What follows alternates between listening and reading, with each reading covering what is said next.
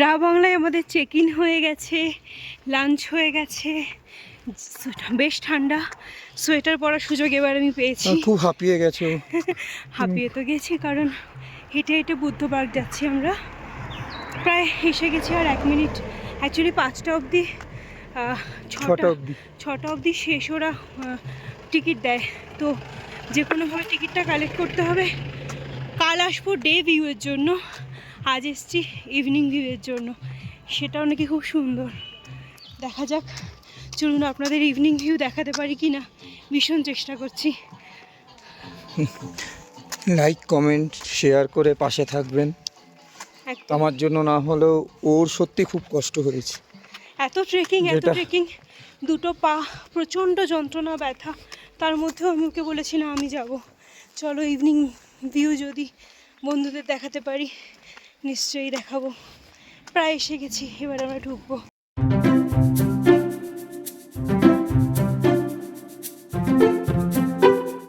বুদ্ধা পার্কের টিকিট দুজনের 160। শেষ অবধি আসা গেছে। কথা দিয়েছিলাম আপনাদের, ম্যানই দৌড়ে এসছে। অ্যাকচুয়ালি 6টা 1 হয়ে গেলে আর টিকিট দিতে হবে। এখন আমরা থাকতে পারবো 7:30 অবধি। স্ট্রেচ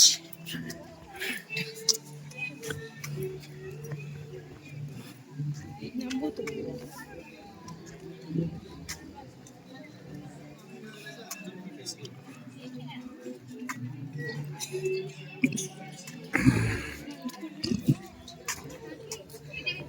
তুমি ব্যাংককে স্লিপিং বুদ্ধা দেখেছো? এটা বুদ্ধ পার্কের স্লিপিং বুদ্ধা।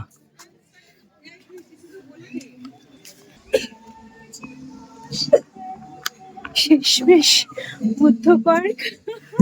আমি রিয়েলি এক্সাইটেড। এতটা যে বোঝাতে পারবো না কিভাবে দৌড়ে এসেছি। রাজস্বী দৌড়ে আরো জোরে দৌড়ে আগে টিকিটটা নিয়েছে। এখানে এরকম স্ট্রিক্ট টাইমিং এর ব্যাপারে, এখানে তো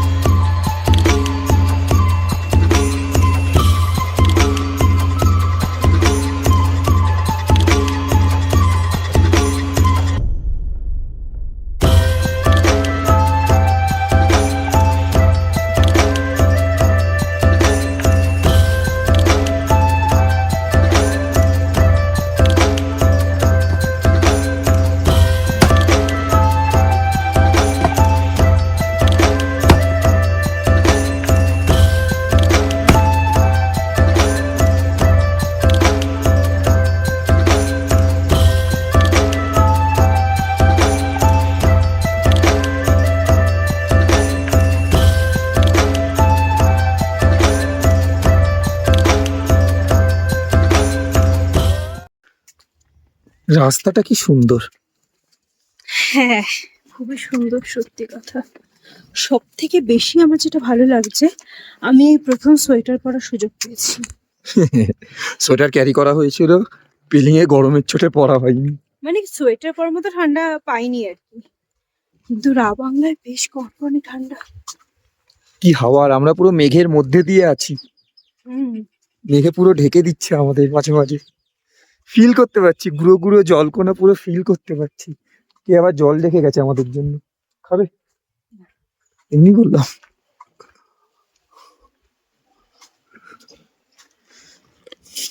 আমাদের ড্রাইভার দাদা বলেছিলেন সন্ধেবেলায় ভিউটা একবার নেবেন।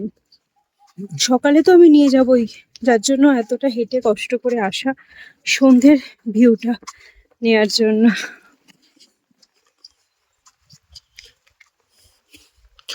আমরা কষ্ট করেছি তাই কেষ্ট পাইনি, কিন্তু বুদ্ধ পেয়েছি। মানে কেষ্ট ঠাকুরেরই তো অবতার বলা হয়। কষ্ট করলে কেষ্ট পাবে, কষ্ট করলে বুদ্ধ পেয়েছি, এই যে। হুম।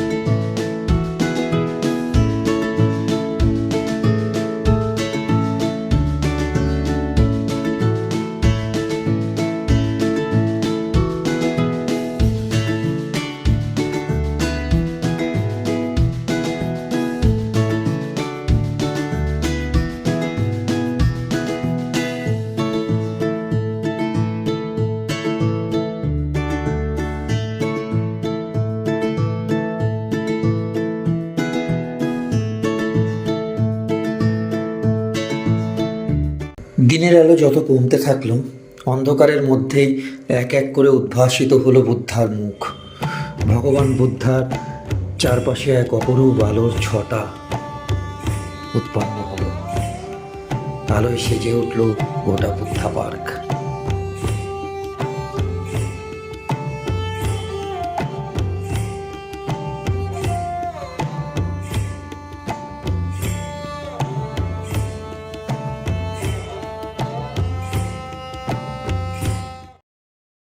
বুদ্ধা পার্কের ভিতরেই এই সুন্দর কিউরিও শপটি অবস্থিত। জেনারেলি টিবেটিয়ান সমস্ত বুদ্ধিস্ট জিনিসপত্র এখানে পাওয়া যায়। এখান থেকে আমি নিজের জন্য একটা চপস্টিক কিনেছিলাম, আর পূজা কিছু টুকিটাকি ছোটোখাটো উপহার সামগ্রী কিনেছিল ওর স্কুলের বাচ্চাদের জন্য। বুদ্ধা পার্কে যারা আসবে তারা এইখান থেকে অবশ্যই জিঞ্জার হানিটি টেস্ট করতে ভুলো না।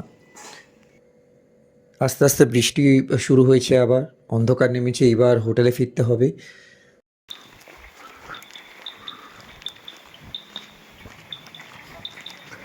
রাবাংলা এসে অদ্ভুত অভিজ্ঞতা।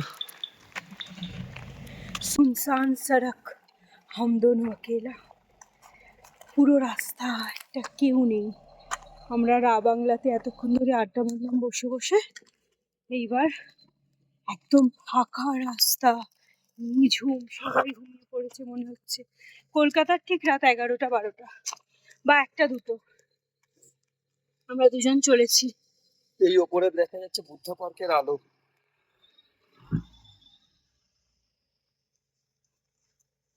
এবার হোটেলের পথে। একটা আকাশ পরিষ্কার থাকলে অদ্ভুত সুন্দর দৃশ্য দেখা যাবে। এখান থেকেই দেখা যাচ্ছে। আচ্ছা, মানে এতটাই উঁচু,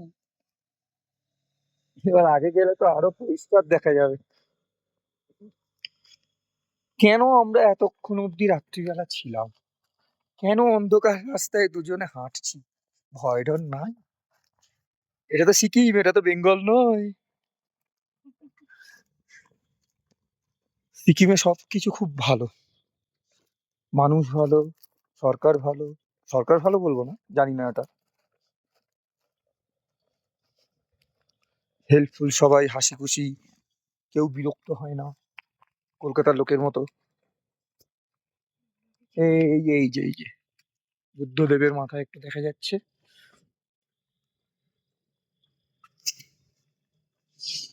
বুদ্ধ এসেছে। রাত্রেবেলার menu fried rice, chilli chicken. এটা কি চিলি চিকেন হয়েছে? টেস্ট ভালো।